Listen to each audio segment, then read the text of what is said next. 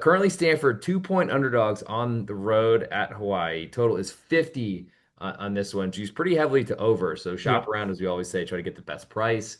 And I want to make sure. Am I right that this game is actually starting in Hawaii at 6:30? It's Yep. almost like it's a Yep. Christmas Eve game in Hawaii Bowl. I can Yep. feel it.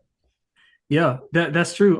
And this is another like a game that moved dramatically. I mean, only through zero, which is not really that important. But Stanford opened up -1.5, and now Hawaii is the prohibited favorite, rightfully so. My numbers made them a decent Well, favorite. you say prohibitive. 2 points. I mean, that's not keeping me off many things if I like Yeah, it, yeah, but that's fair. maybe it That's does for fair. you.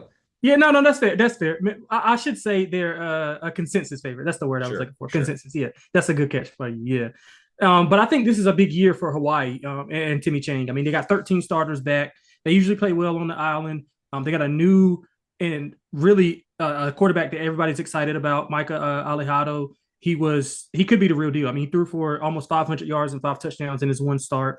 I love the wide receiver room. They also have a wide receiver that transferred in from Stanford, so you got a little bit of a revenge spot for him if he. Well, I don't know if it's revenge anymore. It's more so just about money, not personal. So, I mean, yeah, yeah, you do probably want to beat the guys that you're suiting up next to and all that sort of yeah, stuff. But yeah, I mean, that's one of the things about college football and college sports in general. I feel like those rivalries are yeah. It's not really. Yeah, when you're right. transferring from like Oklahoma to UT or something like that. I That's don't fair. That's a know good what to point. say about that anymore, you know? That's a good point. Yeah. So, yeah, he's a Stanford transfer. Jackson Harris, former four-star recruit. So that's a really good get for them offensively. But I mean, Stanford is they're going through a lot of different changes. I mean, Andrew Luck is the GM there. Frank Reich is the interim coach. So he won't be there long. It's like he knows he's not going to be there long. So, I mean, obviously he's going to put in effort, but like how committed is he to this Stanford team, which is kind of, I think why the market's kind of moved on him. They had a new scheme, new staff. They'll be more pro style. Nate Byam is the OC. They really have it's nothing to really be excited about outside of the safeties. I think they have really good safeties. Colin White, Scotty Edwards, and they got a really highly touted safety in Amari Gaines, who was originally committed to Penn State.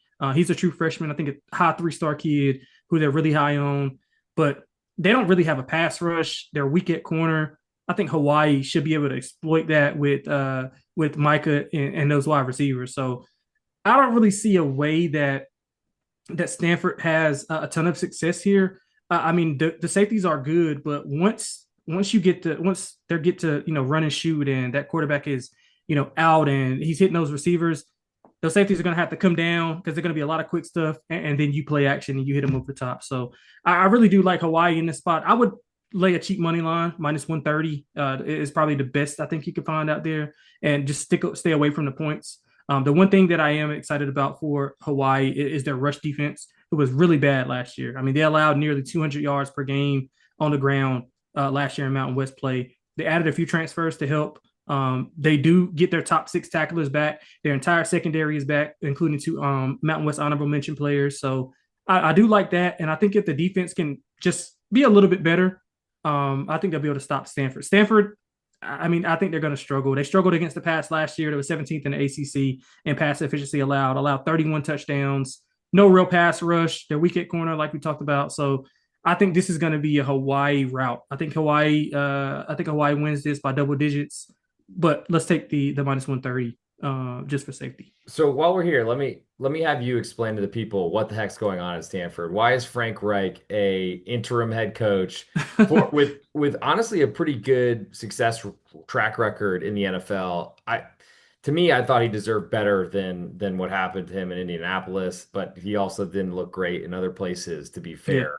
But it seems really weird to have a former NFL head coach coming into a right. college level, which I think you're kind of speaking to definitely seems like does he actually know how to coach at this level? Because it's a very different thing with the best of the best in the world playing versus a now ACC school that really is priding itself on academics and has forever and Yep. hasn't really competed on any sort of level on their athletics on the men's side in a very long time.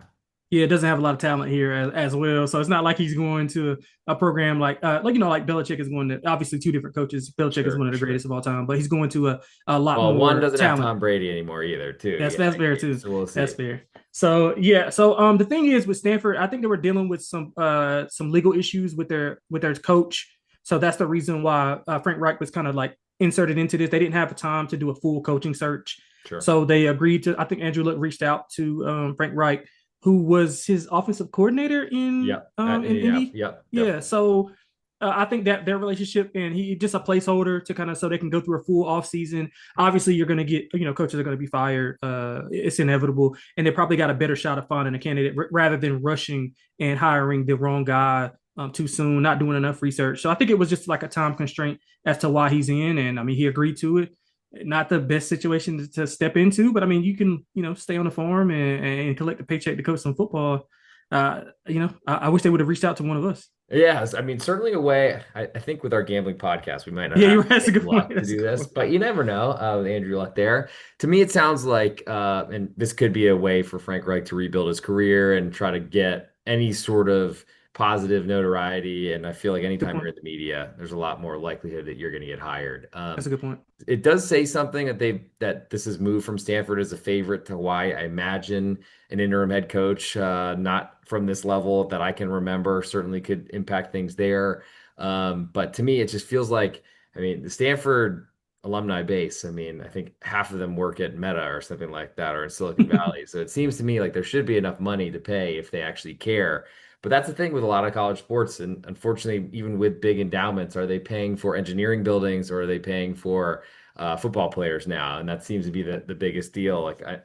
I know Texas Tech is pretty much funding their entire athletics program from the Permian Basin in West Texas. So, Oh yeah. it seems to me whoever cares the most is going to matter and going to Yep. end up seeing the success in this new world of college football. So, before we get to our best bets, as we plan on each show to give out best bets, I want to make sure to mention the Beat Greg Shaker's CFB College Football podcast contest, and it's a free chance to win $1,000 cash. So you need to win. You can win 500 for first place and a 500 bonus if you can outperform Greg Shaker's 62.89 college football units.